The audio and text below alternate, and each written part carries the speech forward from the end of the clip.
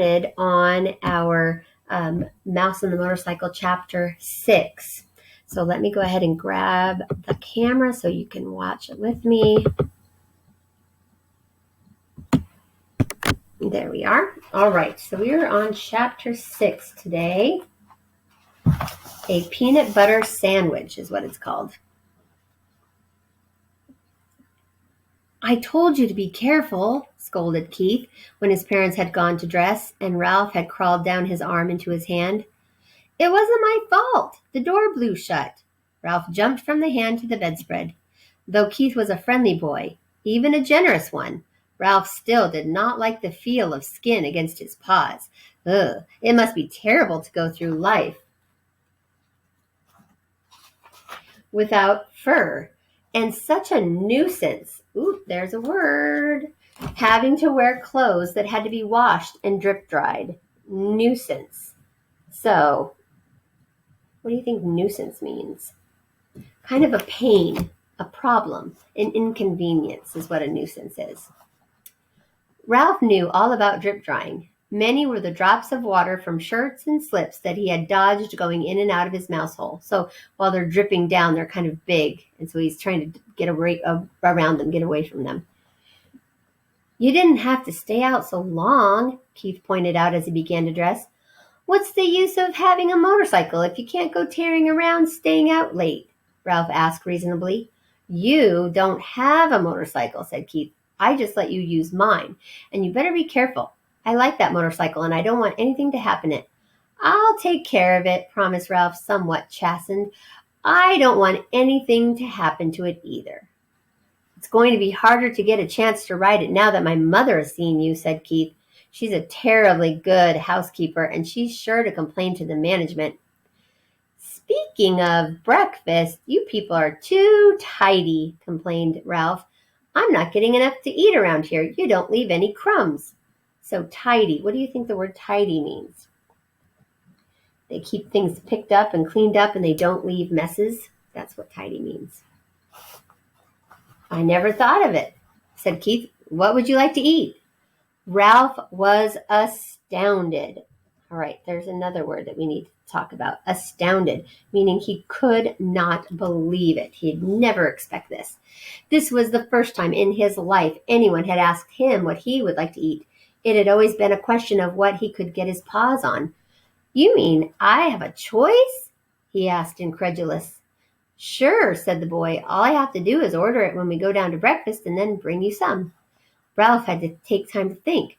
After a diet of Zwieback and graham crackers provided by little children, bits of candy and an occasional peanut or apple core left by a medium-sized children, or a crust of toast and a dab of jelly left by an adult who had ordered breakfast sent up from room service, the possibilities of choosing his own meal were almost too much. I know what I'd like, Ralph said at last, but I don't know what you call it. Once, some people who said they were almost out of money stayed in these rooms. They had 4 children, all of them hungry, and they couldn't afford to go to the dining room, so they got some bread and spread something on it, something brown out of a jar, and put some more bread on top of that. They whispered all the time they were eating because they didn't want the maid or bellboy to know they were having a meal in their room.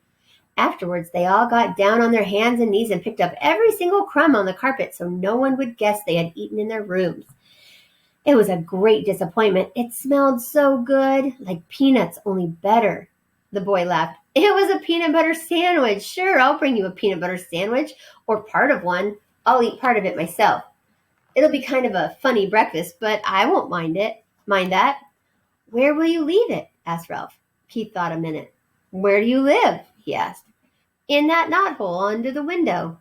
No kidding, Ralph laughed. That's the hole I poked my finger in last night. I'll say you did, said Ralph. Scared me out of a year's growth. Nobody has ever guessed it's a mouse hole because it's a knot hole instead of a chewed hole.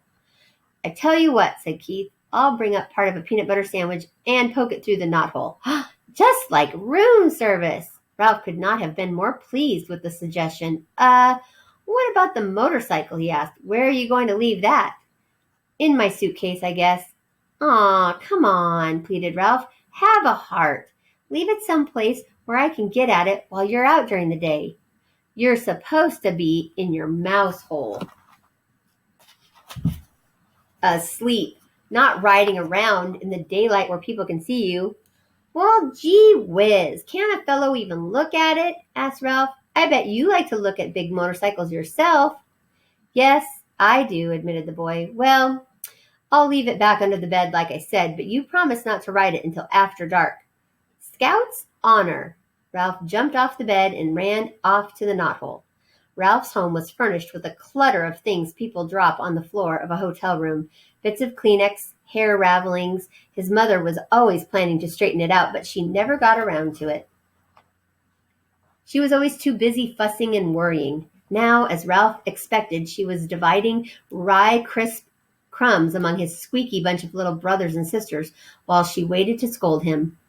"Ralph, I have told you once, I have told you 1,000 times," she began. "Guess what?" interrupted Ralph in an attempt to change the subject. "Somebody in 215 is going to bring us a real peanut butter sandwich." "Ralph!" cried his frightened mother. "You haven't been associating with people?" He's just a boy," said Ralph, deciding to keep the complete story of the dangers and the glories of the past night to himself. "He wouldn't hurt us. He likes mice." "But he's a person," said his mother. "That doesn't mean he has to be bad," said Ralph. "Just like Pop used to say, people shouldn't say all mice are timid just because some mice are, or that all mice play when the cat's away just because some do." "Just the same, Ralph," said his mother, "I do wish you would be more careful whom you associate with. I am so frightened you'll fall in with the wrong sort of friends." "I'm growing up," said Ralph. "I'm getting too old to hang around a mouse nest all the time. I want to go out and see the world. I want to go down on the ground floor, see the kitchen and the dining room and the storeroom and the garbage cans out back." "Oh, Ralph," cried his mother, "not the ground floor, not all the way down there. You aren't old enough." "Yes, I am," said Ralph stoutly. "There's no telling what you might run into down there. Mouse traps, cats, poison. Why, out by the garbage cans you might even be seen by an owl." "I don't care," said Ralph. "Someday I'm going downstairs." "But think of the owls, Ralph," implored his mother. "We moved into the hotel because of the owls. It was after your Uncle Leroy disappeared and his bones were found in an owl pellet." The mother mouse's plea was interrupted by the sound of Keith returning to room 215. "Now you'll see," said Ralph to his mother, and waited anxious lest his friend let him down. Sure enough, Keith came to the knothole. "Psst," he whispered. "Here it is. The waitress thought I was crazy ordering a peanut butter sandwich along with my cornflakes for breakfast, but here it is." He stuffed half of a sandwich a bit at a time into the hole where Ralph seized the pieces and pulled them all the way through. Seized. What do you think seized means? He grabbed them and held on to them. They were now his. He claimed them for himself. "Listen, we're going to be gone most of the day. The dining room is packing us a picnic lunch, and we're going to drive along some of the back roads and visit some old mining towns." "Thanks a lot," Ralph managed to say with his mouth watering. "Have fun." "See you tonight," said Keith. "Have a good day's sleep." Ralph's mother could not help being impressed by the sight of that peanut butter sandwich. "Just like room service," she marveled. "Why, it's a peanut butter and jelly sandwich, and it even has butter in it." "I told you he would bring it." Ralph could not help boasting, even though his mouth was full. After sharing his feast with his squeaky little brothers and sisters, all of whom had trouble with peanut butter sticking to their teeth, Ralph curled up on a heap of shredded Kleenex and took a good long nap. When he awoke refreshed, his first thought was of the motorcycle. He wondered if Keith really had remembered to leave it under the bed. He yawned and stretched and left by way of the knothole. Room 215 was just as Ralph had last seen it. The bed had not been made, and there were no fresh towels by the wash basin. Ralph ducked under the sheets and blankets that had tumbled off one side of the bed, and there in the dim light he caught the gleam of chromium exhaust pipes. Keith had trusted him after all. He walked across the carpet and took hold of the hand grips once more. They felt just right in his paws, and he longed to be off speeding around the threadbare spots on the carpet. But a promise was a promise. Keith had kept his promise about the peanut butter sandwich. Ralph would keep his about not riding the motorcycle in the daytime. He tried to satisfy himself by walking around the motorcycle in the dim light under the bed, admiring all over again the sleek design of the machine. Ralph was lost in admiration and daydreaming of speed and power when suddenly the door opened and the maid entered. It was too late to make a dash for the mouse hole. The maid stripped the blankets and sheets from the beds, shedding unwelcome light on Ralph and the motorcycle. Her feet, in white sneakers, moved lightly as she gathered up the sheets and pillowcases and towels and dropped them with a soft plop beside the open door. The next thing Ralph knew, he was hearing familiar and dreaded footsteps coming down the hall, steps he had learned to fear when he was a tiny mouse. It was the head housekeeper, the woman who was in charge of all the maids in the hotel. He recognized her steps, and he recognized her shoes. Stout, sensible black Oxfords. Nothing was ever clean enough for the head housekeeper, and Ralph's whole family lived in dread lest she discover their mouse hole. Now he held his breath, hoping she would go on down the hall, but no, she stepped into room 215. "Good morning, Marjorie," the housekeeper spoke crisply to the maid. "Be sure you clean 215 and 216 very thoroughly this morning. There has been a complaint from the guests. They suspect mice." "Yes, ma'am," said the maid. "Look behind all the drawers," continued the housekeeper, "and in the corners of the closets. Please report any evidence of mice, and be sure you vacuum under the beds. You have been getting careless lately." With that, she walked briskly down the hall. So she's quickly going down the hall. "Old grouch," muttered the maid as she reached into the hall for something that produced a sound that struck terror into Ralph's heart. It was the clang of a vacuum cleaner attachments banging together. He's very afraid of the vacuum. Why do you think he'd be afraid of the vacuum? All right, so some of the words we talked about. Nuisance, so something that's a bother, problem.